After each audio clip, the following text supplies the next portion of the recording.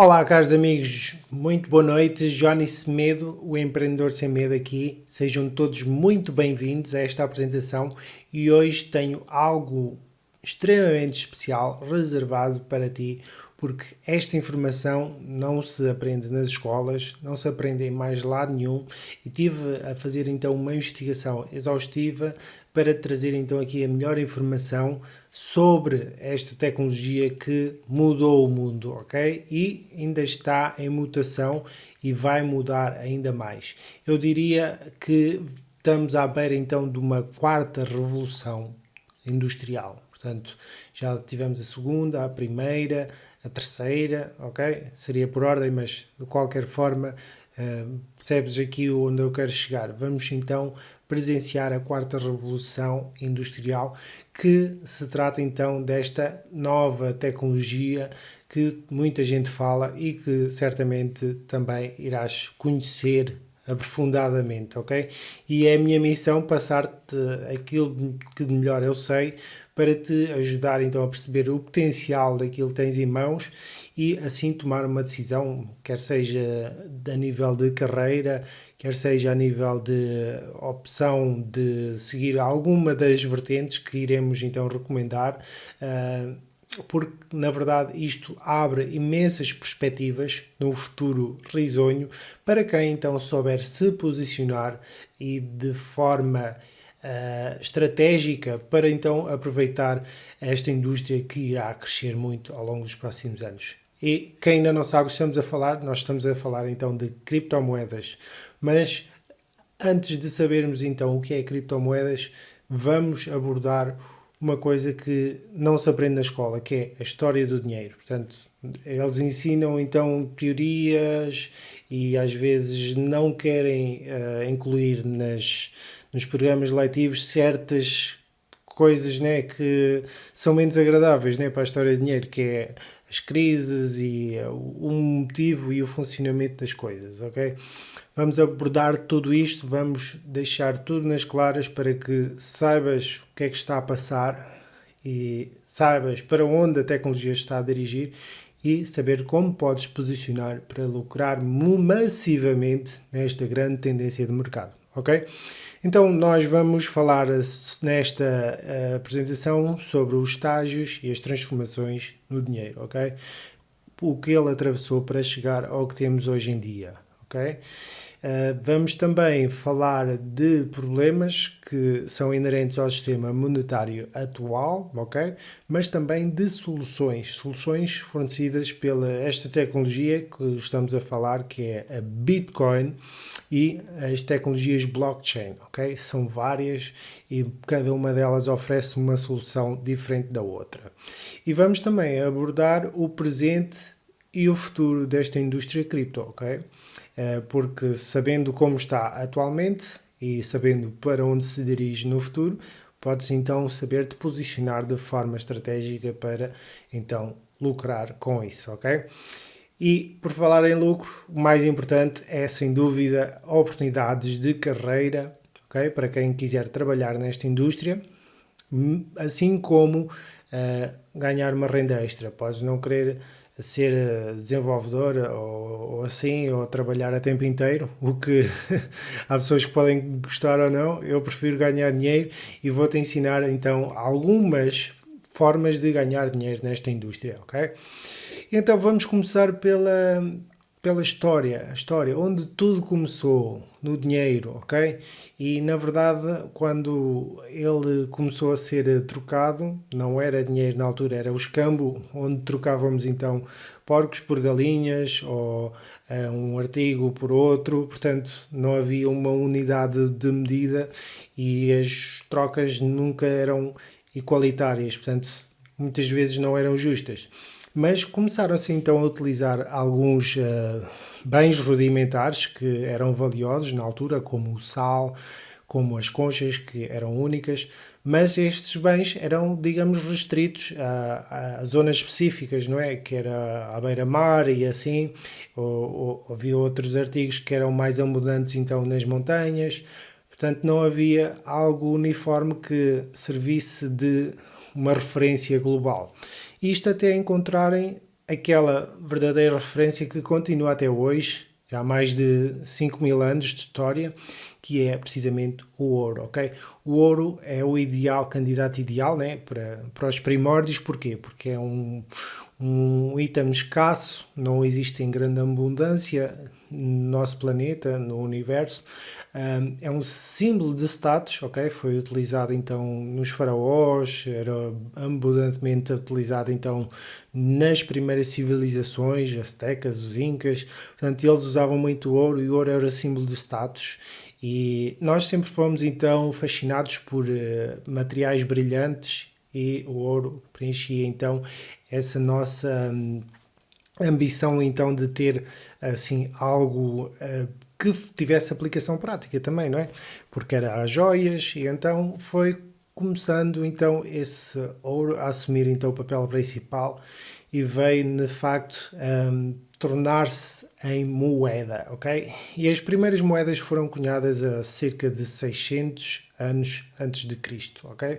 E foi bastante cedo e deram então uma nova dinâmica ao comércio e às trocas porque havia mais portabilidade e havia uma unidade de medida. Então os comerciantes poderiam trocar mais facilmente artigos e itens porque sabiam então que valia X moedas, então poderiam facilmente assim fazer os pagamentos e avançar então com a economia. Mas obviamente que isto não durou ainda bastante tempo, né? Até porque, na verdade, só no século XVI começaram a surgir as primeiras notas. E que na altura que não eram bem umas notas, eram mais certificados de depósitos de ouro, ok? E então, basicamente, esse certificado era basicamente uma promessa de que o banqueiro iria pagar esse ouro, ok? Quando levasse lá esse depósito. Ou seja, assim que quiséssemos redimir o nosso ouro, levávamos lá o certificado e o banqueiro dava-nos o ouro. Portanto, tão simples quanto isso. Mas os banqueiros viram que tinham lá muito ouro parado, então o que é que eles começaram a fazer? Bem, se eu começar a emprestar, né, crio-se certificados aqui, eles não precisam de saber quem me depositou cá o ouro e começo então aqui a transacionar. E então assim começaram as primeiras falhas no sistema financeiro, né? Os banqueiros a emprestarem mais do que aquilo que tinham em reserva. Mas pronto, isso aconteceu e aconteceu inúmeras vezes, não só na história moderna, mas também na antiga, em que basicamente inflacionavam o mercado com moeda, neste caso na época dos romanos eles até diluíam o metal, o conteúdo das moedas, com menor quantidade de ouro, para então terem mais quantidade, mas de menor qualidade. Portanto, e os banqueiros faziam algo parecido, que era imprimir certificados, né, emprestar mais do que aquilo que tinham em reservas. Portanto, isso já começou ali com alguns problemas, não é? Mas, na verdade, o que veio, digamos, dinamizar assim mais um pouco nesta história foi a entrada no século XIX, ok? Em que foram então estabelecidos padrões, ou seja, equivalências entre o dólar americano, e falamos do dólar porque o dólar é a referência, embora a libra esterlina fosse predominante durante a Idade Média, quando chegámos ao século XIX, que os Estados Unidos assumiu então o protagonismo por ser então uma potência emergente, ok? E por principalmente não se meter nas guerras em fase inicial, portanto ser aquele banco do mundo, basicamente quando todos estavam destruídos. Então estas duas datas coincidem, portanto, com precisamente o fim das guerras. Portanto, em 1914, um dólar equivalia então a 1/20 de uma onça de ouro, okay, no fim da Primeira Guerra Mundial, e depois, obviamente, teve de ser recalculado em 1945, quando acabou então a Segunda Guerra Mundial. Estavam a precisar então de reformular o sistema financeiro e criaram o Bretton Woods, ok? E com a equivalência então de um dólar equivaler a um 35º de uma onça de ouro, ok? Ou seja, seriam necessários então $35 para comprar uma onça de ouro. No entanto, os governantes depararam-se com um problema, principalmente foi nesta altura que os Estados Unidos entraram então em guerra com o Vietnã e depois tinham o preço do petróleo altamente inflacionado e basicamente ainda se viam abraços com uma crise de saída de divisas, ou seja, saída de ouro para países que então redimiam os seus dólares por ouro. Portanto, basicamente era esse o acordo em que os cidadãos americanos não poderiam então redimir o dólar por ouro, mas os Estados de fora, né, a Alemanha, a França ou a Grã-Bretanha, poderiam então devolver o dólar aos Estados Unidos e exigir o ouro. Portanto, e isso causou ali um desequilíbrio e em 1971 o presidente Richard Nixon, a 15 de agosto, decidiu suspender a conversão do dólar em ouro, ok? E no que era basicamente uma suspensão temporária, tornou-se uma suspensão permanente. Então, basicamente isto significa que aí foi cortado o laço que prendia o dólar ao ouro. Ou seja, todas as moedas agora que têm basicamente o dólar como reserva mundial, mas o dólar em si não está fixado a nada. Basicamente são todos balões que estão a flutuar, andam todos no ar e basicamente à mercê dos banqueiros centrais, em que imprimem, ok? Eles imprimem moeda para se safarem das crises, para se safarem do pós-guerra, para financiar as guerras, portanto, imprimem, inflacionam a economia e basicamente ninguém os pode parar porque eles criaram um sistema, portanto, e esse sistema foi criado em 1914, que é a Reserva Federal Americana. E depois todos os outros foram cópias, que é o Banco Central Europeu, portanto, eles controlam então a economia e basicamente criam instabilidade na economia também, porque quando imprimem demasiada moeda e baixam as taxas de juro para níveis absurdamente baixos, causa desequilíbrios, certo? Esperam que toda a gente vá então pegar em empréstimos para reavivar a economia, mas nem sempre acontece, portanto, e isso, quando se mexe com estes números macroeconómicos, acaba sempre por haver, então, destabilização da economia, ok? Então, mas a vida continua, portanto, há altos e baixos, temos crises e depois acaba-se por recuperar. São ciclos na economia, como o ciclo, a crise mais conhecida da história recente foi em 2008, toda a gente se lembra, 2009, em que vimos aqui abraços com uma crise causada então por algumas das destabilizações económico-financeiras a nível global, ok? Principalmente originada nos Estados Unidos, porque é o centro então das grandes finanças. Mas pronto, avançando na história do dinheiro, nós temos então o papel moeda, que é moeda fiat, ok? Fiat significa em latim let it be done, ou seja, se eu digo que é dinheiro, nós temos, se o Estado diz que é dinheiro, nós temos de aceitá-lo como tal. Portanto, é a lei, embora não esteja fixado, indexado ao ouro, o Estado é soberano nesse aspecto e ele afirma que é o único tender, legal tender, ok? Que é a moeda legal e é essa que tem de ser usada. Portanto, obviamente, e ela, se formos ler uma nota americana, ela diz que é somente baseada então no total fé no Estado, ok? Total fé no Estado. Ela é baseada então na fé no Estado e isso é que dá valor à moeda, portanto, é a credibilidade de um Estado, é a credibilidade do governo que tem então a nível mundial. E os Estados Unidos mais do que ninguém, têm maior credibilidade porque têm a economia mais forte do mundo.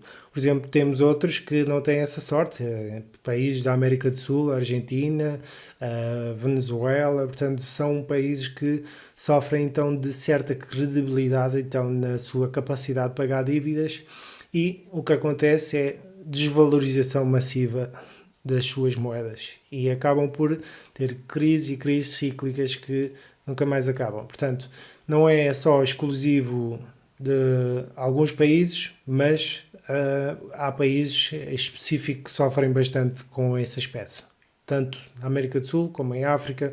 Portanto, é infelizmente a nossa circunstâncias atuais. Portanto, e vamos avançar, não para algo que resolveu o problema, mas simplesmente veio aumentar-nos a nossa capacidade de gastos, que é ter então cartões, e muitas pessoas ficaram quase viciadas em cartões, têm a carteira cheia deles. E portanto, começámos com a banda magnética, depois evoluímos para o chip e agora hoje em dia já não é preciso inserir na máquina, é tudo por contactless, ou então mesmo sem qualquer cartão de crédito virtual, em que uma pessoa nem precisa de ter o cartão físico, basta somente ter o código e os dígitos, pronto, e pode fazer compras online com esses cartões virtuais. E é uma das fórmulas que eu uso para fazer quase todos os tipos de compras online, ok? Mas não só, porque também evoluiu a economia neste sentido da economia digital, em que a forma mais conhecida, né, desta economia digital foi nos trazida através do PayPal, ok? E o PayPal foi relevante e continua a sê-lo, e neste momento então já afirmou que vai trabalhar com as criptomoedas. Portanto, para lá também está a evoluir este dinheiro eletrónico, ok? A digitalização dos bancos também trouxe algum dinamismo ao dinheiro, portanto, também é chamada como a fintech, em que os bancos optam por soluções mais eficazes para tornarem os seus serviços mais rápidos, mais eficientes, para poderem competir. Portanto, não será fácil para os bancos competirem com as criptomoedas, mas os que souberem se adaptar certamente estarão então em bom plano para abraçar então este século XXI e prosperarem independentemente da concorrência, ok? Que os bancos que não souberem se adaptar, infelizmente vão sofrer graves consequências e poderão eventualmente falir.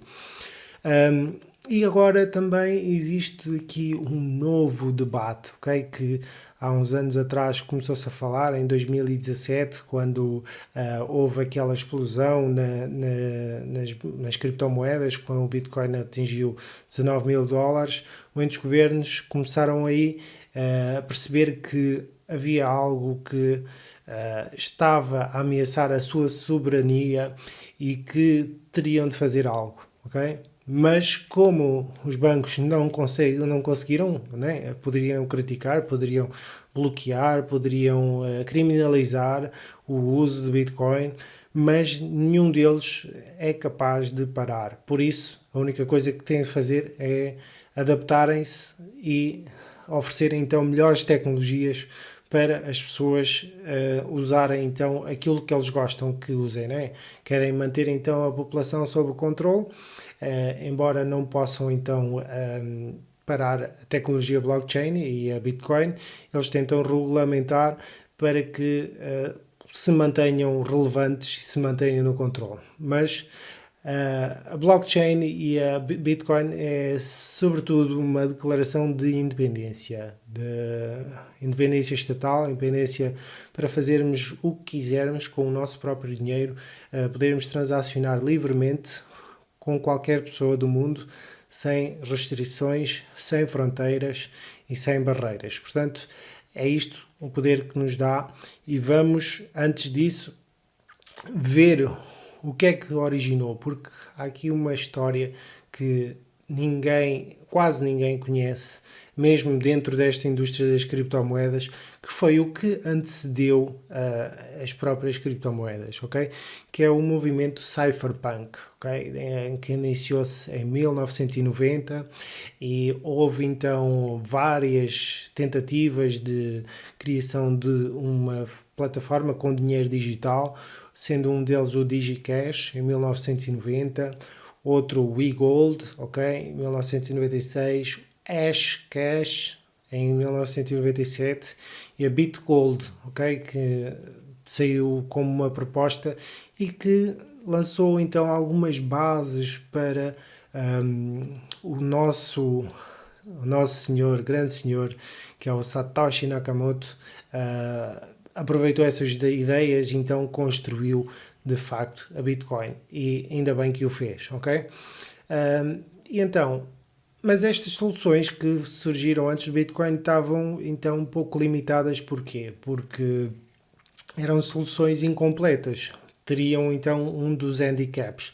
Algumas eram então sujeitas à pressão de bancos, ou seja para compra, seja para processos judiciais, ou então pressão estatal. E porquê? Porque na verdade eles estavam centralizados, estavam à mercê dos tubarões, portanto eram peixinhos a nadar no lago dos tubarões e os tubarões chegavam lá, abriam a boca, olha, foram-se os peixinhos. Portanto, quando o Estado ou os bancos se sentiam ameaçados, eles simplesmente acabavam com qualquer um desses concorrentes, ok? Então, também a tecnologia não estava completa porque havia o gasto duplo e havia uma certa falta de, digamos, de incentivo, ok? E isso é o que tornou a Bitcoin o sucesso que é hoje. Criar então uma forma de incentivar participantes a manter a segurança da mesma, ok? E então vamos então aqui ao próximo estágio de evolução, que é para lá que nos dirigimos, que é para a onda das criptomoedas, ok? E vamos então analisar um pouco da história destas criptomoedas, que começou então com o white paper de Satoshi Nakamoto em 2008, ok? E o primeiro bloco foi minerado, ou seja, a primeira transação foi a dia 3 de janeiro de 2009. Portanto, e o white paper, na altura que ele surgiu, vinha então com uma proposta, o título Peer-to-Peer Electronic Cash System, ok? Isto significa um sistema eletrónico de dinheiro de pessoa para pessoa, ou seja, sem intermediários, sem uma entidade centralizadora para então resolver disputas, é tudo resolvido então pela blockchain, ok? E isto então criou então um primeiro sistema descentralizado com a prevenção de gasto duplo, ok? Que era um dos handicaps dos sistemas anteriores. Portanto, tornar-se então um sistema Byzantine Tolerant, que é tolerante à fórmula bizantina, que é um provérbio dos generais, ok? Portanto, basicamente ele consegue então prever o gasto duplo porque, na verdade, não há então conflitos e se houver, ele resolve-se então na blockchain, ok? Mas um dos principais incentivadores deste movimento foi aquilo que criaram, que foi uma blockchain, ok? Uma blockchain que é uma base de dados mais segura que existe no mundo, ok? Porque é inviolável, ninguém pode alterá-la e criou-se à volta disso um sistema monetário deflacionário, ok? E vamos ver o que é que significa deflacionário. Mas não antes sem ver então o que é que significa inflação, ok? E a inflação é isto, é o dólar desde que deixou a paridade com o ouro acabou por perder valor. Ou seja, nós vemos então o valor do ouro a subir. Não é o ouro que está a ficar mais valioso, mas sim o dólar que está a perder valor. E vemos então aqui, nestas circunstâncias aqui desde a da pandemia, né, que começou mais ou menos aqui, isto tem vindo então a subir de forma abismal. Portanto, já ultrapassou um dos máximos históricos que seria aqui pós-crise de 2008 e agora está quase perto dos $2.000. Portanto, o dólar teve impressão, ou seja, as impressoras de notas funcionaram ali a todo o gás durante esta pandemia e não têm parado e vão continuar a imprimir mais. E, ou seja, o dólar vai continuar a perder valor, porque quanto mais oferta existe, então, de uma moeda, menos aptos estão os comerciantes a aceitá-lo. Se eles podem imprimi-lo com fartura, eu basicamente tenho de aumentar os preços. Então é isto que se verifica. A inflação desde da paridade do dólar de 1 para 1/20, ou seja, $20 equivaler a uma onça de ouro, até agora uma onça de ouro equivale a $2.000 quase,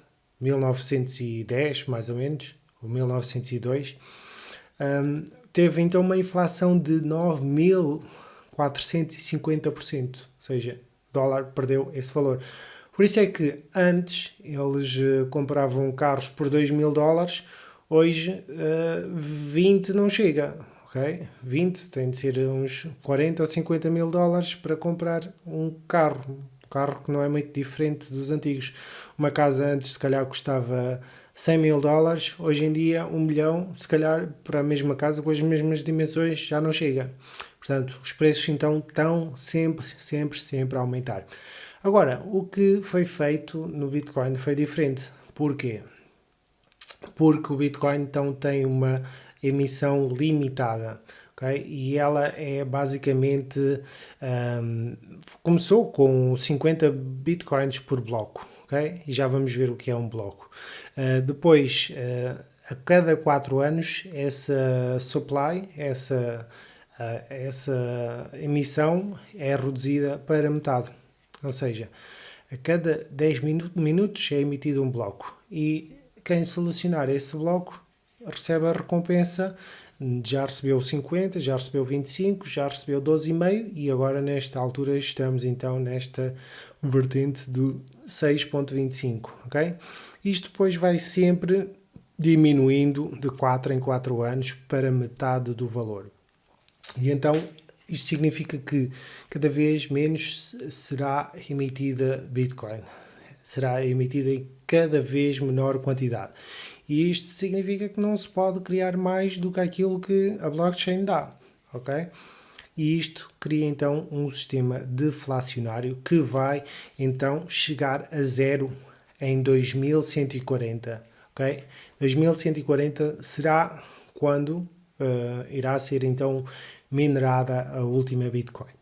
E prevê-se então gastos de eletricidade já absurdos nessa altura, mas haverá então outras soluções tecnológicas que vamos falar em seguida que poderão então substituir ou não esta questão do gasto energético. Mas, portanto, aqui o essencial a reter é que a Bitcoin é deflacionária porque a inflação está a decrescer. E se formos a ver bem, já não existem 21 milhões, nem sequer 18, porque ao longo dos anos muitas pessoas perderam acesso aos seus bitcoins em discos rígidos, antigos, material que foi perdido e digamos que essas bitcoins estão perdidas para sempre e já não entram então dentro da circulação. Ao todo é estimado que estejam perdidas entre 3 a 4 milhões de bitcoins. Portanto, esta supply de 21 milhões ainda é menor, ainda vai ser menor, ok? Porque perdas continuarão a existir, ok? Então, já vimos o que é o ouro, não é?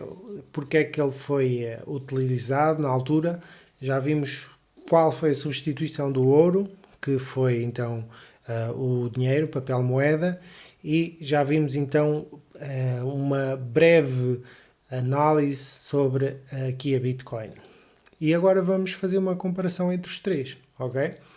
E então, vamos aqui ver aqui as características do ouro. Portanto, ele é escasso, mas também há quem afirme, né, que quando formos minerar asteroides, porque é uma evolução natural do homem, é querer então explorar recursos do espaço, e quem pensa que isso é impossível é porque não conhece a determinação humana. Porque nós somos então seres exploradores e vamos aos confins do universo para então extrair elementos, conhecer novas civilizações, etc, etc. Então há ouro no espaço e podemos então extraí-lo e trazê-lo para cá, se for preciso, para materiais tecnológicos altamente avançados, mas possivelmente não para fazer transações, porque isto pode servir então de reserva de valor, mas para transações, ou uso e adoção, não tem assim grande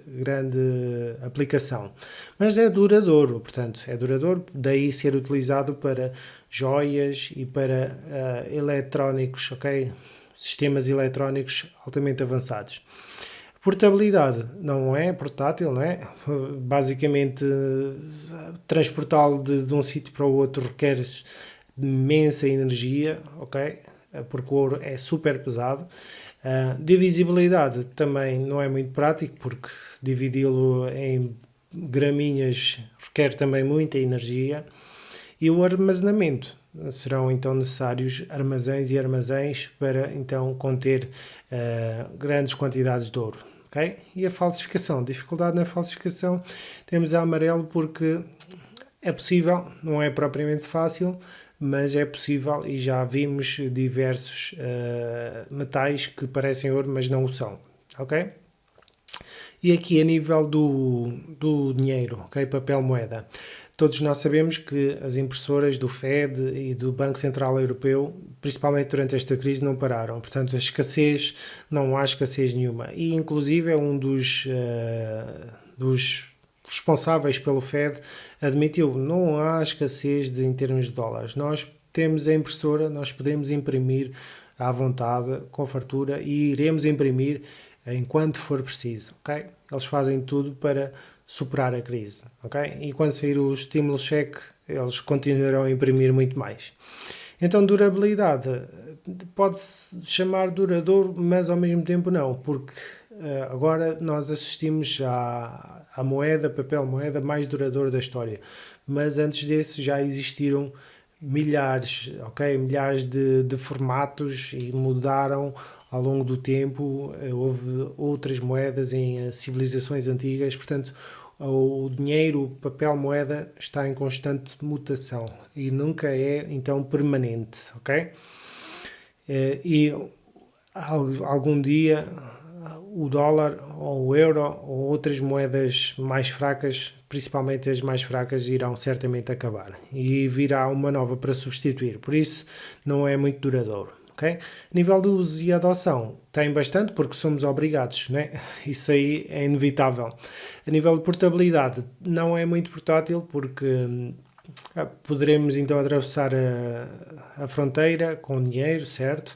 Mas se formos apanhar um avião, já estamos um pouco limitados. Portanto, ainda no outro dia vi um artigo que dizia que com a Bitcoin foram transacionados então 1,2 bilhões de dólares por apenas 3 dólares de taxa. Portanto, isto seria impensável levar 1,2 bilhões de dólares de um país para o outro em notas, ok? De forma transparente, de forma legal, isto seria muito difícil, ok? E para além de exigir uma segurança tremenda. Divisibilidade é divisível, não é? Em termos de moedas, cêntimos. Armazenamento também requer bastante espaço, né? Nos cofres do Fort Knox e outros. Dificuldade na falsificação é difícil, mas não é impossível. E todos os dias há histórias então de dólares e de euros falsificados. Portanto, não se torna então um método ideal para um futuro próspero, ok? Porque existem aqui várias lacunas, assim como neste. Agora, porque é que o Bitcoin é melhor? Podes então tu perguntar, ok? O Bitcoin é melhor porque preenche todas estas lacunas, exceto uma, ok? E já vamos ver qual ela é. O Bitcoin é escasso? É, porque só tem 21 milhões de unidades e parte delas, 3 a 4 milhões, já foram perdidas para sempre. Okay? É duradouro? É. Enquanto durar a internet e a eletricidade, haverá Bitcoin. Ok? Tem uso e adoção? Não. É esse um pequeno handicap do Bitcoin. Não tem adoção porque não é utilizado então como moeda de pagamentos diários sempre, não é? É utilizado esporadicamente. Eu próprio já fiz e já costumo fazer pagamentos com Bitcoin de forma regular. Mas comparado então às transações de fiat, é uma formiguinha, portanto é algo minúsculo. Divisibilidade é divisível até 8 casas decimais, ok? Armazenamento, um Nano Ledger S ou um Treasure dá para armazenar milhões de bitcoins, ok? Portanto, é uma coisa pequenina, como uma pen, cabem lá milhões de bitcoins. E dificuldade na falsificação, ou seja, é praticamente impossível falsificar a Bitcoin, ok? Porque se eu disser para a rede, eu tenho uma Bitcoin, a rede não se acredita em mim, porque não tenho provas de que essa Bitcoin é real. Portanto, eles detectam, eles sabem onde estão todos os Bitcoins a qualquer momento, e se eu invento uma Bitcoin do nada, ela é automaticamente invalidada. Então, vamos ver então como é que funciona o Bitcoin na prática, ok? E então, temos aqui uma transação de uma pessoa, que é a Carla, quer então enviar 10 Bitcoin para a Ana, ok? E 10 Bitcoin é um valor assim elevadito ainda, ok? Então, como é que se processa? Portanto, a Carla envia a informação, não é? E esta informação é colocada numa pool. Uma pool significa, traduzindo literalmente, é uma piscina de transações, ok? E a essa piscina, os mineradores vão buscar um conjunto de transações que normalmente é selecionado automaticamente pelo software que é corrido aqui. Para quê? Para então fazer cálculos, ok? Cálculos com essas informações para então basicamente encontrar a solução para um problema, ok? E para isso utilizam então um destes equipamentos que vamos ver de seguida, que é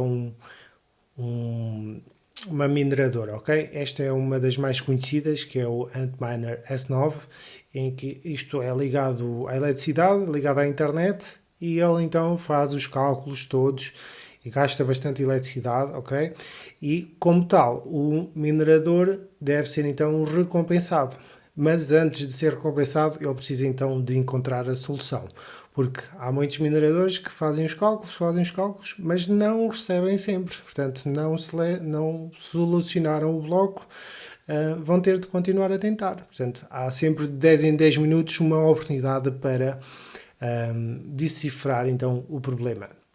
E muitos deles unem esforços porque aí torna-se mais fácil calhar então para uma pool, né, um conjunto de mineradores ou outro conjunto. E depois, quando calha para este conjunto, dividem em todos os participantes. Portanto, isso é chamada pool de mineração. Okay? E quando se encontra então a solução, seja por um minerador aqui ou ali, esse resultado, né, essa solução é enviada para a rede. Okay? E a rede vai então confirmar se esse bloco, esse conjunto de transações é válido, na qual inclui então a transferência da Carla para a Ana. Vem então num conjunto de transações e a rede vai verificar se os cálculos batem todos certos antes de o aceitar. Se ele for aceito então por toda a rede, o minerador que gastou eletricidade vai ser então recompensado com a tal emissão da Bitcoin, que é 6,25 a cada 10 minutos, ok? Nem sempre um minerador acerta, vezes consecutivas. Aliás, uma única pessoa que tiver uma única máquina, se não tiver associada a um grupo grande, dificilmente terá alguma possibilidade de minerar qualquer bloco, ok? Mas pronto, isto estando minerado, isto fica disponível então na carteira da Ana. Basicamente é este o percurso. Vamos recapitular, vai para uma pool, né? Uma piscina com várias transações que estão a ser realizadas naquele momento.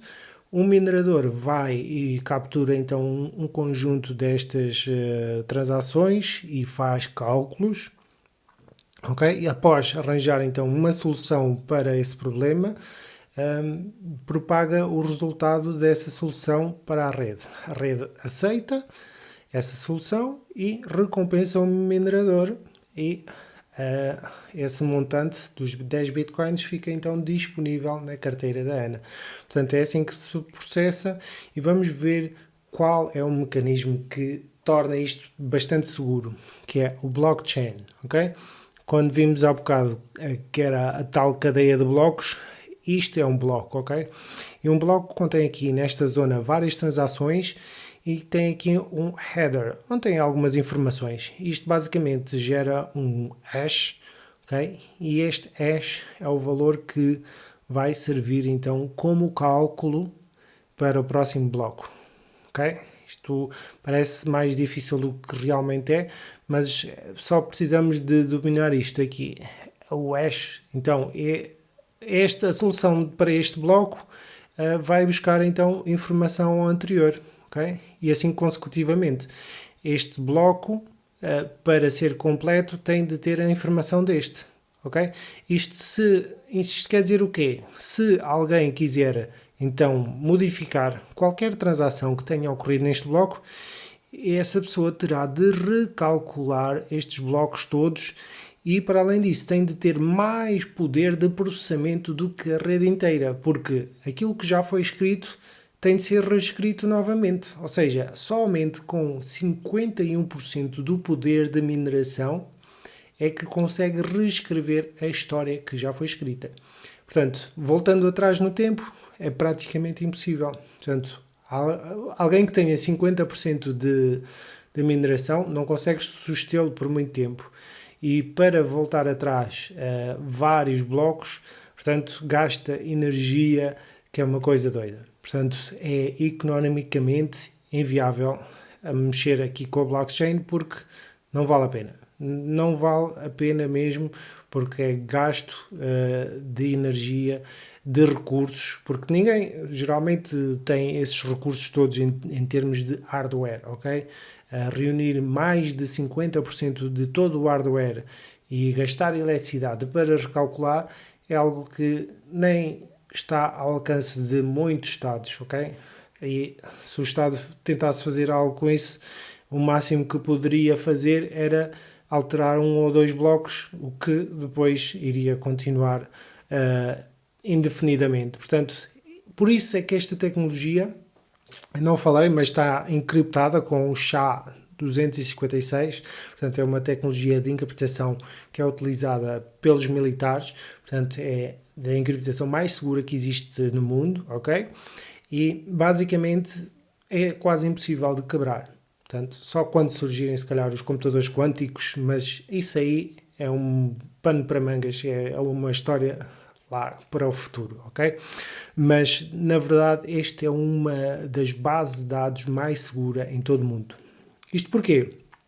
Porque não é só uma base de dados, é uma base de dados replicada por vários computadores. E isto é que o torna resistente à censura, ok? Porque, obviamente, os Estados gostariam de acabar com o Bitcoin quanto antes. A Rússia é totalmente contra o Bitcoin, a China também, apesar de já ter uma certa abertura nos últimos tempos, de demonstrar que a tecnologia blockchain é favorável para eles, mas não é que sejam a favor do Bitcoin. Eles sabem é que têm de conviver com ele, pronto, e e consideram a blockchain útil porque os chineses adoram então supervigilância de todos os seus cidadãos. Portanto, se a blockchain é uma tecnologia perfeita para eles vigiarem os cidadãos ao máximo, ok? E acontecerá o mesmo com as moedas digitais. Quando os bancos começarem a emitir, eles vão então criar um mecanismo de vigilância que sem precedentes, ok? Se o pessoal agora reclama pela app do Stay Away, imaginem então quando tiverem as vossas moedas digitais sendo lastreadas pelo Banco de Portugal, pelo Banco Central Europeu, todos eles a controlarem qualquer movimento que seja feito com essa moeda. Isso sim é preocupante, porque estamos a falar do nosso dinheiro, ok? E, para além de mais, ele não estará então 100% do nosso poder, porque pode ser congelado a qualquer momento e pode ser,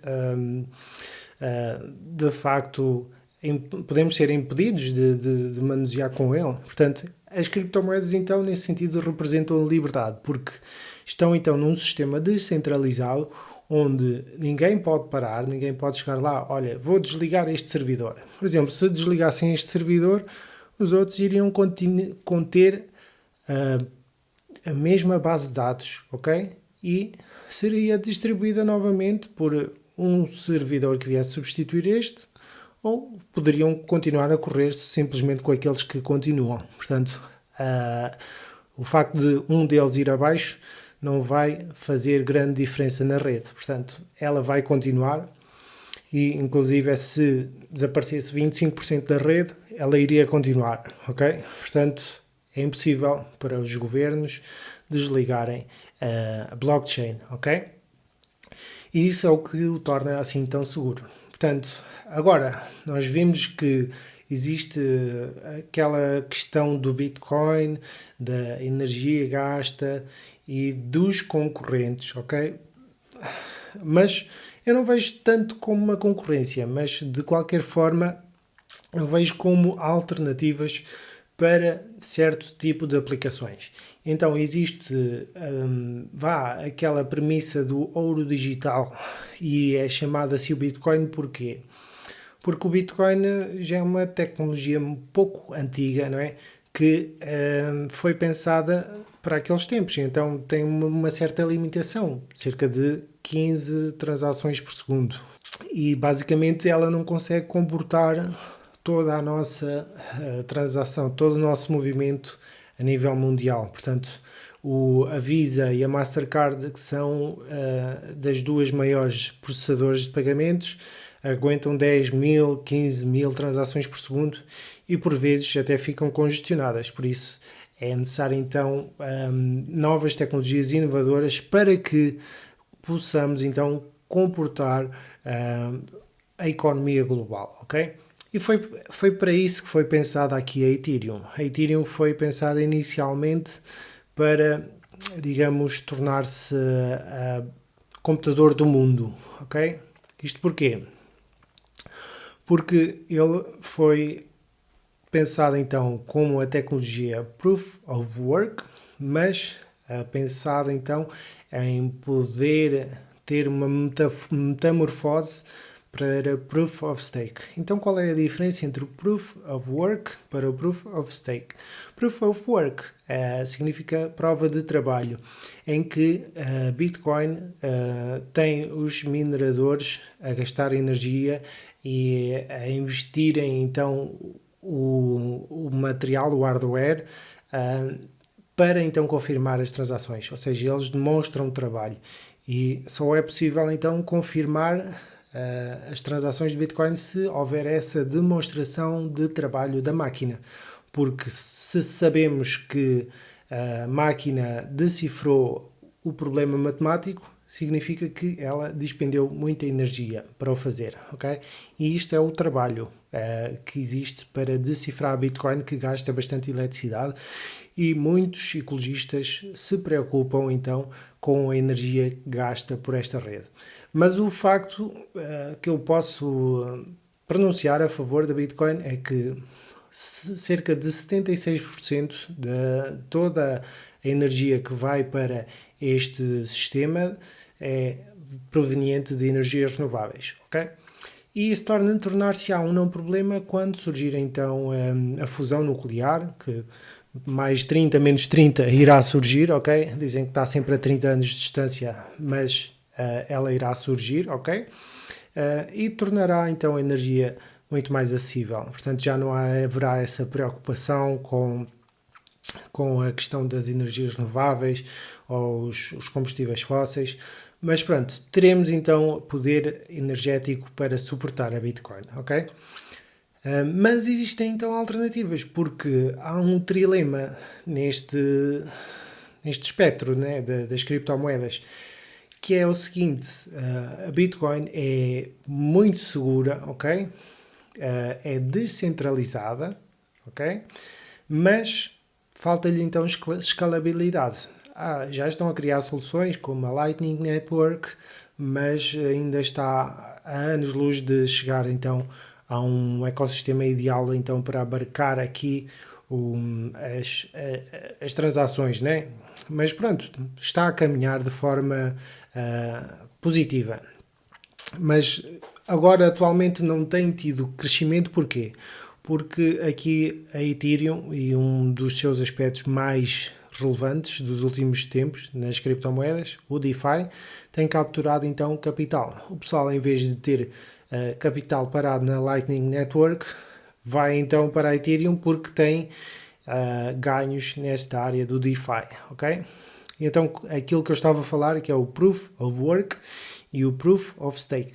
O Proof of Stake consiste em quê? Consiste em guardar as criptomoedas e servir então como colateral, ok? Significa que teremos de ser uns bons agentes, confirmar as transações, tudo certinho, para então esse capital estar seguro. Portanto, ele serve então como como é que se chama? O colateral, ok? Aquele dinheiro então que está colateralizado a um sistema que confirma os pagamentos, ok?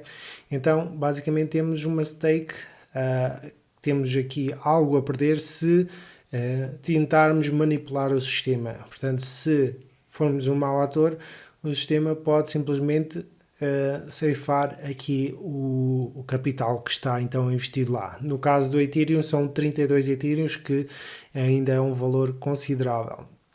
Portanto, então basicamente são essas três diferenças. Portanto, aqui a Ethereum consegue mais escalabilidade, a segurança não é tão elevada como a Bitcoin. Porquê? Porque avançam depressa, experimentam coisas, têm o blockchain aberto a novas experiências que nem sempre correm bem. Portanto, já houve vários hacks, várias falhas no sistema da Ethereum, mas pronto, tem vindo a melhorar em termos de segurança e não o torna tão seguro como o Bitcoin, mas pronto, tem esses mesmos problemas. Em prol da escalabilidade, tem menos segurança e menos descentralização. É um pouco mais descentralizada do que o Bitcoin, digamos assim.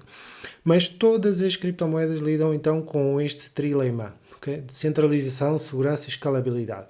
Pode-se ter mais de um, mas não se pode ter todos ao mesmo tempo. Pode-se ter mais de dois, dois deles, mas não se pode ter os três, ok? Por exemplo, pode ser, se for altamente descentralizado, pode ser seguro, mas em termos de escalabilidade sofrerá, ok? Se for escalável e se tiver segurança, pode sofrer em termos de descentralização, ok? Então é basicamente isto que acontece. Portanto, agora vamos analisar os fundamentais de uma boa criptomoeda, ok? E uma boa criptomoeda é definida então pelas pessoas que estão por detrás da sua criação, ok? A tecnologia que eles desenvolvem. Os developers são a coluna vertebral então de uma boa moeda, ok? E depois deles vêm então os programas que eles fazem, não é? Os smart contracts, que são basicamente aplicações que são inseridas aqui na Ethereum, mas também existem outras aplicações compatíveis com o smart contracts, que não são nada mais, nada menos do que programas que são inseridos na blockchain. Blockchain com código programável que dá então para fazer aplicações mais avançadas, que, por exemplo, podem ter juros, empréstimos, podem ter tokenização de materiais de arte, de carros, de casas. Portanto, pode-se transportar vários setores, várias indústrias para dentro da blockchain, até inclusive realizar eleições, até inclusive tokenizar uma casa e distribuir o valor de uma casa por várias pessoas. Em cada pessoa possui então uma porção da casa e se ela valorizar e quando for vendida, cada um recebe então a sua parte. Portanto, é possível então tokenizar até inclusive ações e são estes smart contracts que fazem então esse interface com a blockchain. Mas eles precisam então de algo importante para funcionar, que é o interface com o utilizador, ok? E isto é feito então através de carteiras, mas também de aplicações para smartphone, websites, que então transmitem e transformam, digamos, a informação do smart contract em aspectos visuais agradáveis, ok? E funcionais para o utilizador final. E isto chama-se as dApps, ok? E as dApps são aquilo que os utilizadores usam para interagir com a blockchain, ok? E os smart contracts. Portanto, isto é basicamente uma situação de camadas. Nós interagimos com as dApps. As dApps interagem com os smart contracts. E os smart contracts interagem com a blockchain, ok? Portanto, a seguir vem um fator muito importante, na meu ver. Porquê? Porque o DeFi ultimamente tem sido relevante porque ele é basicamente um retentor do capital, ok? Ele retém o capital da moeda, porque as pessoas gostam do DeFi porque eles dão juros compostos e podem então inclusive ganhar imenso dinheiro nesta indústria. Portanto, o DeFi tem tido uma explosão, entretanto acalmou, não é? Mas vai sem dúvida voltar à carga porque é uma indústria que pode ser então bastante lucrativa e ainda está para vir o melhor quando forem então construídas aplicações mais úteis dentro desta indústria do DeFi, que podem eventualmente vir a substituir muito dos contratos e muitas das soluções bancárias, ok? E já foram projetadas e estão neste momento a ser desenvolvidas soluções que vão substituir os bancos por completo. Portanto, o DeFi veio para ficar, certamente. Agora, um dos aspectos bons para definir então uma criptomoeda é nós sabemos para onde ela vai, ok?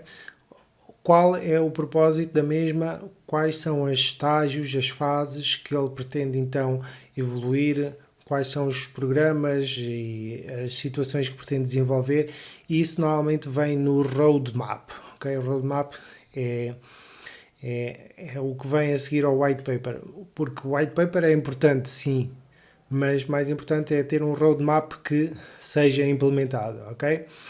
E mais do que isso tudo, ok? Porque poderemos ter então uma boa tecnologia,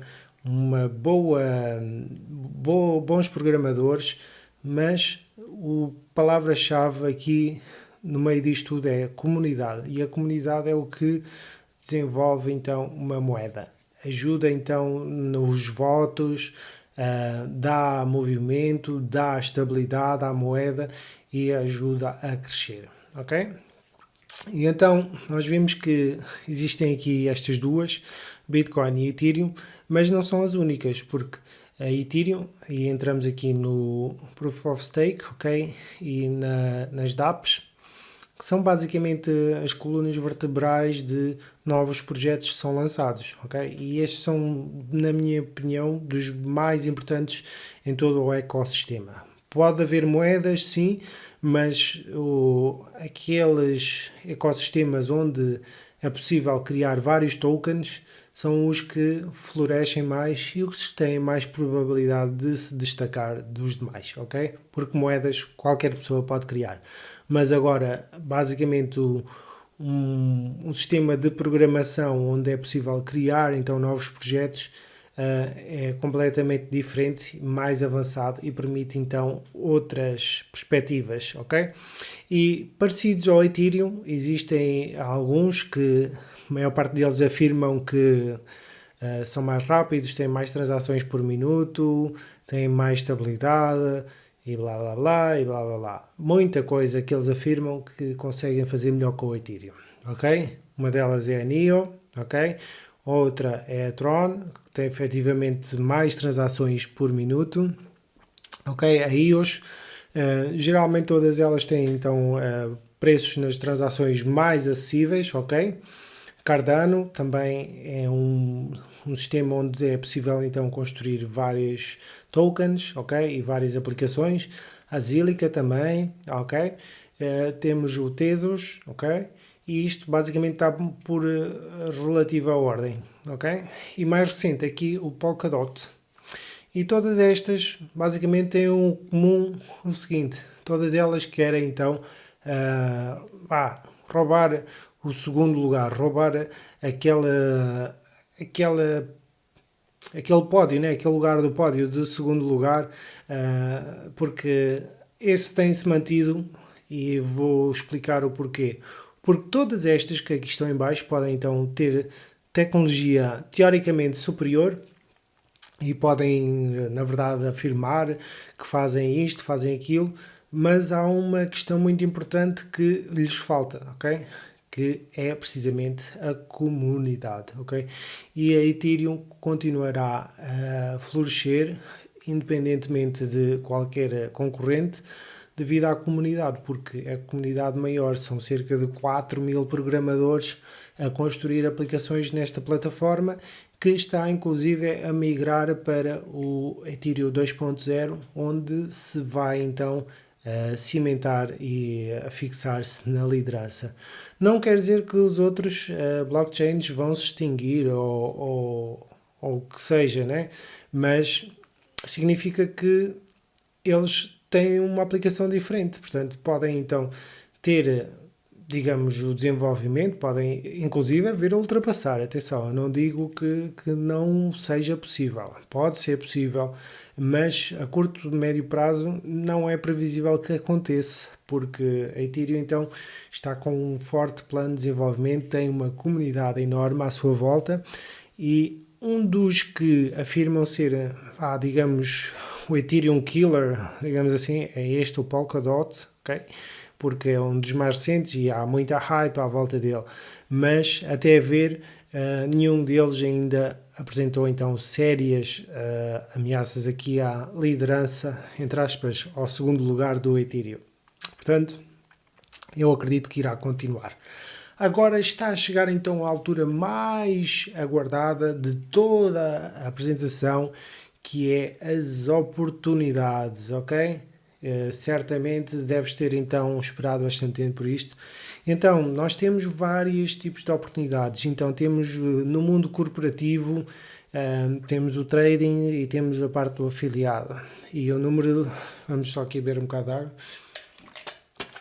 Então, no mundo corporativo, se tiveres habilidades nessa indústria ou se quiseres aprender, podes aprender e ter então colocação quase imediata, porque esta indústria está extremamente necessitada de bons profissionais, principalmente que entendam então de programação ou que saibam então algum tipo de consultoria em blockchain, que sejam então bons, seja em social media, seja em marketing, portanto, qualquer tipo de colaborador, digamos assim.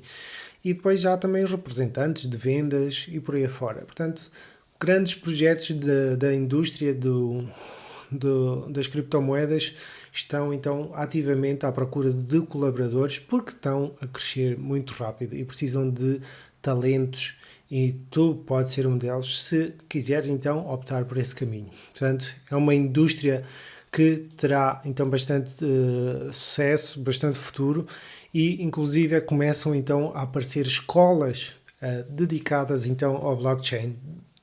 Às vezes não a 100%, mas tem já cadeiras, tem então já mestrados e aulas específicas nesse sentido. Uma delas até acho que é católica, que vai oferecer então aulas de blockchain cá em Portugal, mas por exemplo se formos para os Estados Unidos já há cursos dedicados a esta indústria. Portanto, é possível estudar, é possível implementar e os programadores, principalmente bons programadores em Solidity, em outras linguagens de programação, são pagos a peso de ouro ou a peso de cripto, que é melhor ainda, ok?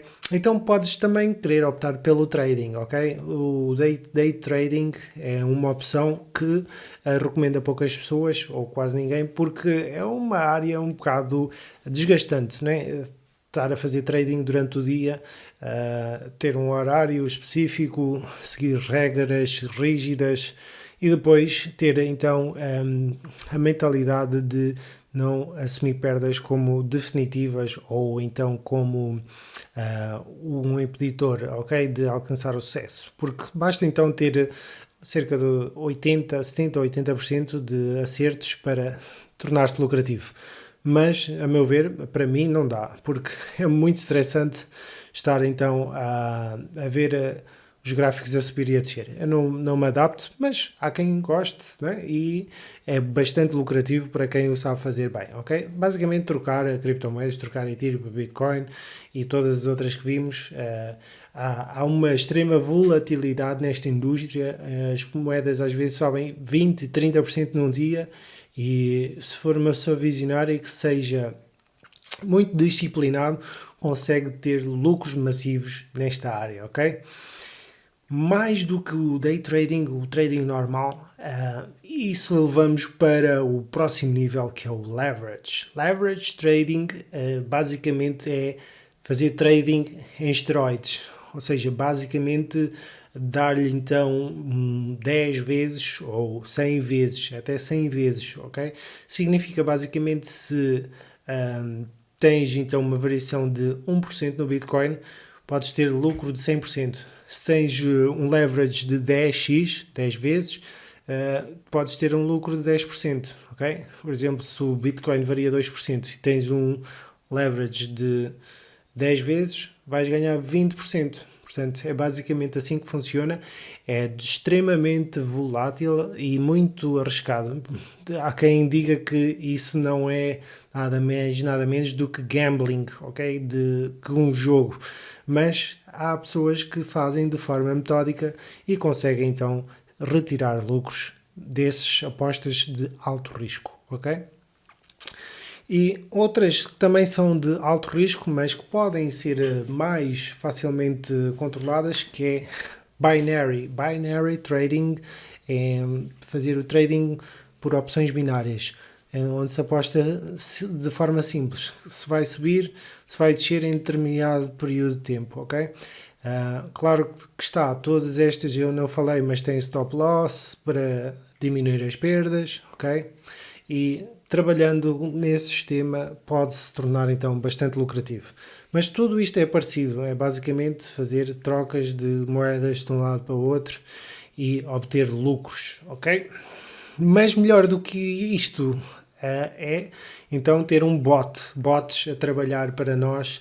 É difícil encontrar bots lucrativos, mas se tiveres então um bom olho e se tiveres investigares bem, poderá eventualmente haver algum bot que consiga gerar lucros, ok? Não é garantido que o faça de forma consistente a longo prazo, porque há sempre uns ajustes a ser necessários dependendo do tipo de mercado onde estamos, mas os bots podem ser um auxílio a quem quer fazer trading, mas se calhar não tem tempo para ficar o dia inteiro à frente do computador a olhar para gráficos, ok? Então, vamos para avançar para o seguinte, que é a área do afiliado, ok? O afiliado é aquela pessoa que promove produtos e serviços. Portanto, temos então várias vertentes, né? Neste caso, ultimamente está muito na moda a moda dos smart contracts, ok? Que são basicamente negócios parecidos aos tradicionais, mas inseridos na blockchain, o que dá muito mais estabilidade a qualquer empreendedor, porque se analisarmos o espectro de negócios que surgiram no passado, principalmente no mercado brasileiro, veremos que ele teve ali uma época muito negra, que surgia então scam atrás de scam e pirâmide atrás de pirâmide, e acabava por dar má reputação à indústria, ok? Isto porquê? Porque tínhamos donos desses esquemas escrupulosos que criavam aquilo, prometiam, iludiam as pessoas e havia pessoas ingênuas que acreditavam que ganhavam então 1 a 2% ao dia e metiam para lá dinheiro sem sequer questionar. Porquê? Simplesmente porque pagava, ok? Isso é algo de, digamos, ingenuidade, porque é obviamente que eles querem dar essa sensação que paga, claro que paga. Paga até deixar de pagar. Porquê? Porque, sendo insustentável, obviamente haverá um dia que o dono do sistema pega os milhões que enfornilhou, mete no bolso, vai para as Caraíbas, vai para outro sítio qualquer e deixa de pagar às pessoas, o site sai do ar, pronto, e o negócio, simplesmente evaporou. E geralmente esses tipos de negócios acabam então sem culpados. Mas um deles, que certamente toda a gente conhece, eu não gosto de falar em nomes específicos, mas desses, se eu disser o produto, de certeza adivinham, que é os pacotes de VoIP, ok? E ele tinha de facto um produto que era intangível, porque ninguém usava aquilo para o produto. E então, basicamente, o pessoal tinha um rendimento semanal, basicamente de fazer praticamente nada, né? E então, aí é que surgia o problema, porque quando há então a promessa de ganhos, promessa de retornos, e isso acaba por deixar as pessoas preguiçosas e não quererem trabalhar, simplesmente acham que o dinheiro é só colocar nas empresas e elas trabalham com o nosso dinheiro e não precisamos fazer nada e a empresa vai nos dar a lucro. Bem, se a empresa não precisasse dos afiliados, né? Se conseguisse gerar dinheiro do nada, né? Basicamente não precisava dos afiliados para nada, porque para quê? Né? Se eles conseguem gerar dinheiro, porquê que estão a recrutar outras pessoas? Bem, se calhar porque esse dinheiro das outras pessoas que vêm antes serve para pagar as pessoas que já estão mais antigas no negócio. Portanto, isso foi o que deu então má reputação à indústria e acabou por não dignificar muito o trabalho das pessoas honestas, ok? Mas esta nova então vertente dos smart contracts vem trazer então transparência à indústria devido à questão da blockchain ser pública, ok? E toda a gente ter acesso ao que lá se passa, ver as transações em tempo real e, portanto, é uma possibilidade a explorar. Portanto, os smart contracts.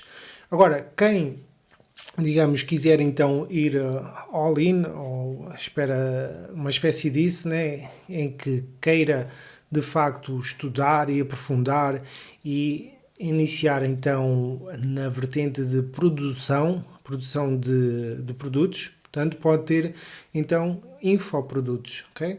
E isso é algo muito comum no Brasil. Em Portugal ainda está pouco evoluído, mas no Brasil existem cadeias como a Hotmart, a Monetize, que estão carregadas e carregadas de infoprodutos e muitos deles na área das criptomoedas. Portanto, é uma área em que dá para criar então programas para ajudar outras pessoas e assim lucrar com esta indústria, ajudando outras pessoas.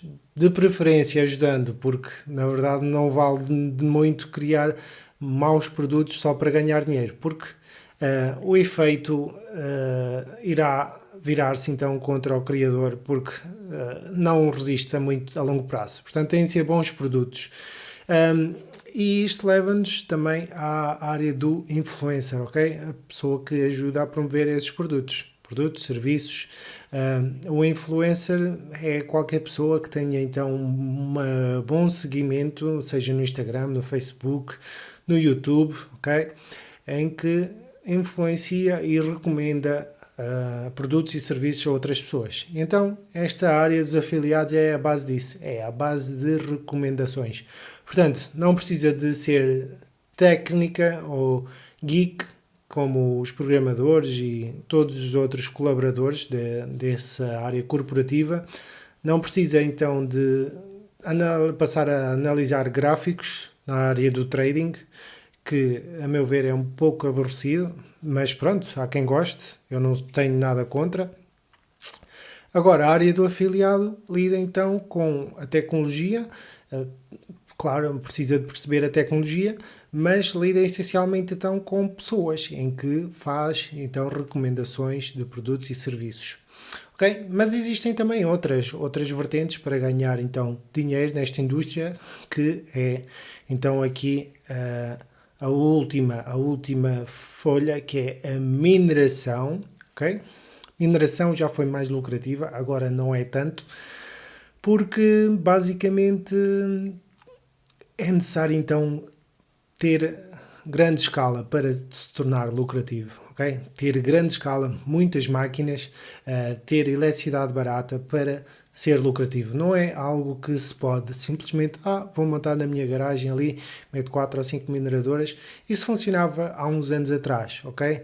Agora, neste momento, só armazéns com centenas, talvez até milhares de máquinas com eletricidade a um preço bastante competitivo é que pode então se tornar lucrativo. Portanto, fora isso, meter-se em pools de mineração, pagar dinheiro, é algo arriscado, porque está-se a deixar então capital na mão de terceiros, que, digamos, torna o processo arriscado. E se alguma empresa chegar ao pé de ti e pedir-te dinheiro para ajudar na mineração ou para fazer trading, torna o processo um pouco mais complicado, ok?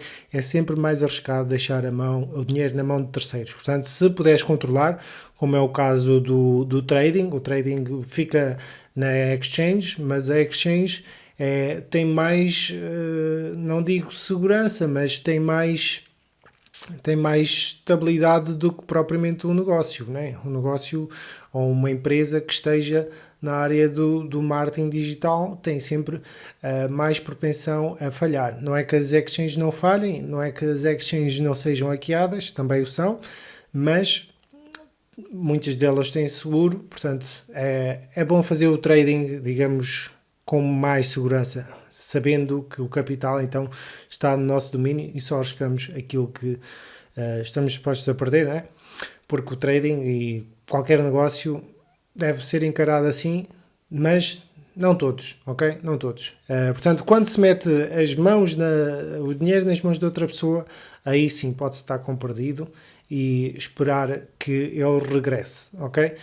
Fora isso, há poucos tipos de negócios que te dão esse controlo em que tens o dinheiro nas mãos sempre, e aqui a questão dos smart contracts é um deles, ok? Agora, há outro modelo de negócio que é a arbitragem, mas torna-se cada vez mais difícil retirar algum lucro nesta área, a não ser que se tenha então bots extremamente sofisticados que tirem de um lado para vender do outro e aproveitem flutuações mínimas e tenham bastante capital. Portanto, isto realmente é complicado. Há uns anos atrás ainda funcionava bem, agora já nem tanto. Agora, vamos aqui entrar para as promessas do futuro, que é o DeFi Farming, ok? DeFi Farming, há muitas pessoas que têm tido bastante sucesso com esta indústria, mas há certos aspectos que limitam esse próprio sucesso, que é essencialmente a questão de as taxas estarem extremamente elevadas na Ethereum, ok? Esta DeFi, começou então no Ethereum, MakerDAO, ok, o DAI, são assets que são estáveis e começaram então a trazer a possibilidade de equilibrar ali o ecossistema e receber juros diários por ser um bom participante nestas redes. Mas depois começou a tornar-se mais complexo e a envolver então outras criptomoedas, outros ecossistemas, e então tornou-se na indústria do farming. Farming, que é basicamente agricultura de DeFi, onde plantam de um lado, vão buscar um empréstimo a um lado, emprestam no outro e depois pegam nesse capital que obtêm de lá para emprestar no outro lado. Portanto, é bastante complexo e pode-se obter lucros interessantes, mas não neste atual estado com taxas de Ethereum extremamente elevadas, ok?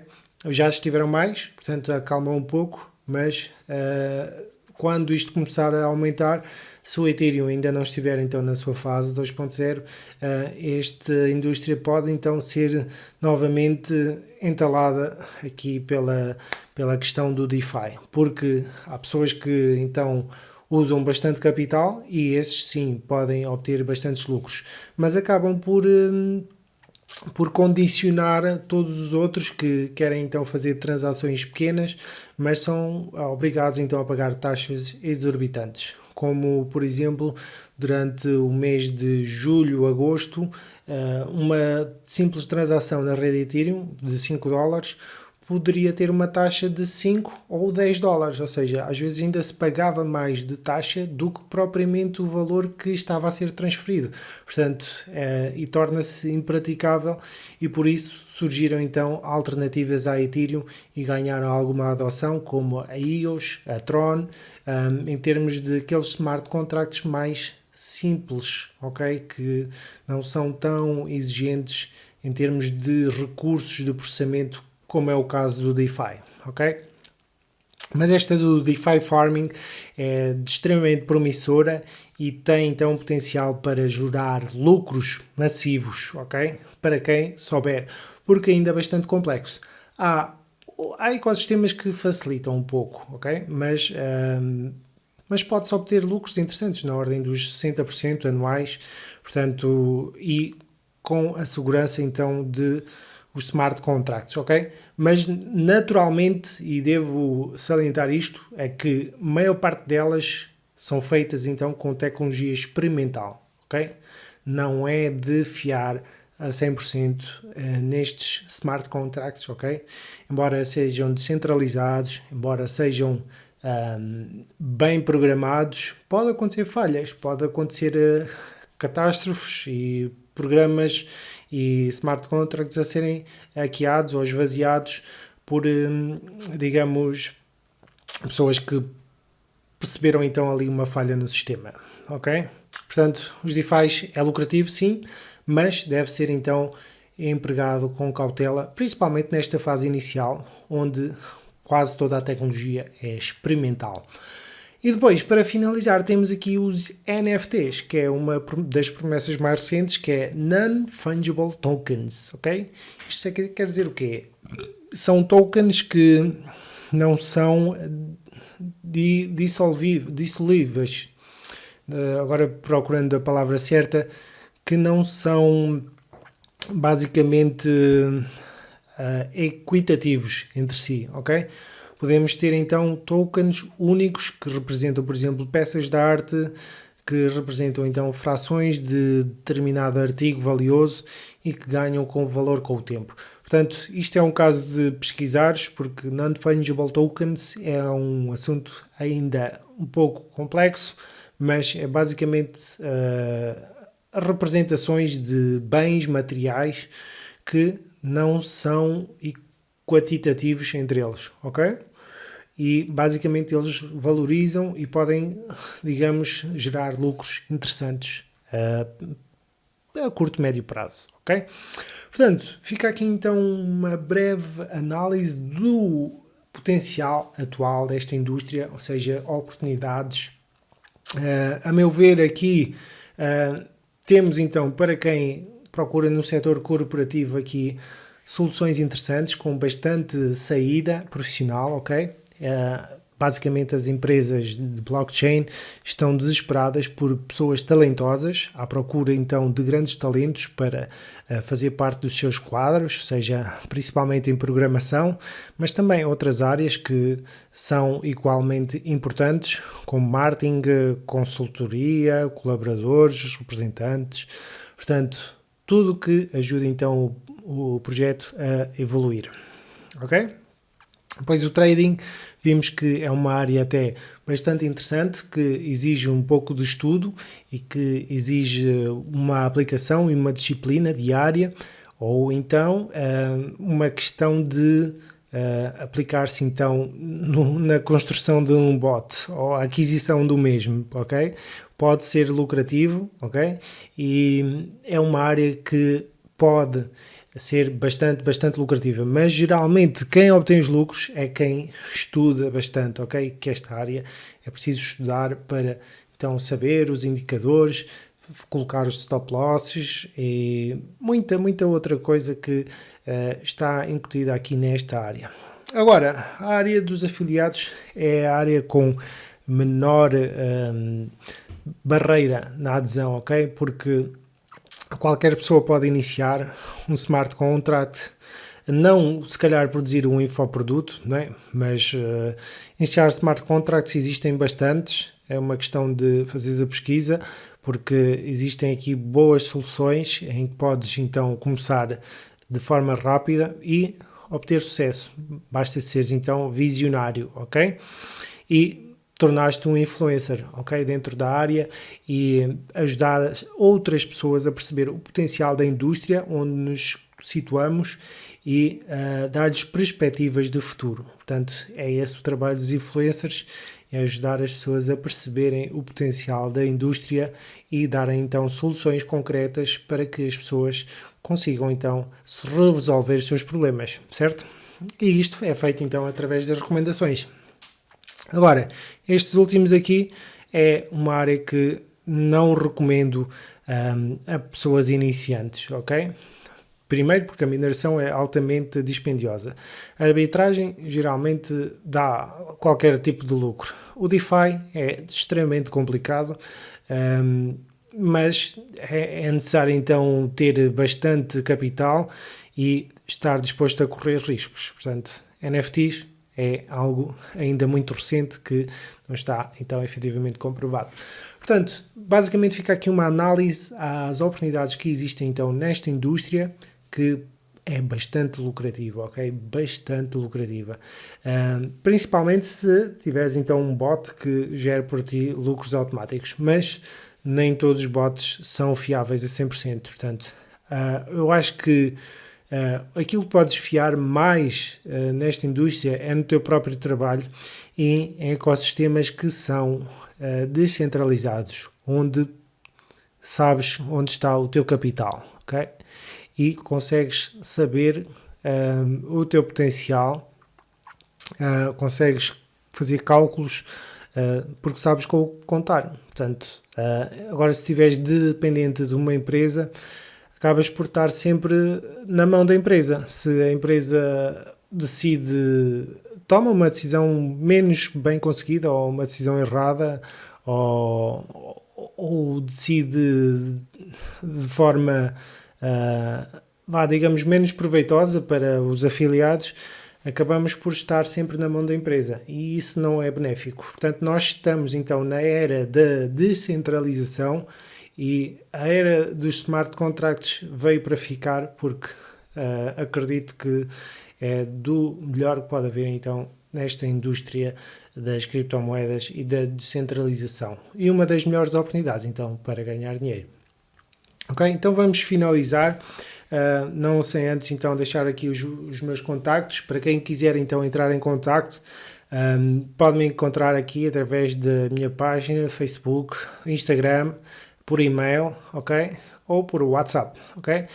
Então fica aqui uma breve análise, breve que foi até ao extensiva, mas espero que tenhas gostado, espero que tenhas aprendido bastante e que tenha então aberto os horizontes, despertado então aqui uma nova forma de estar nesta indústria, de perceber o dinheiro, de percepcionar aqui o potencial desta indústria das criptomoedas que é enorme, portanto ainda só estamos no começo da quarta revolução industrial e tu podes fazer parte dela, podes ser um membro integrante, ser um influencer e lucrar massivamente ao longo dos próximos meses, ao longo dos próximos anos. Basta então acreditares em ti próprio e avançares independentemente de qual escolhas o caminho.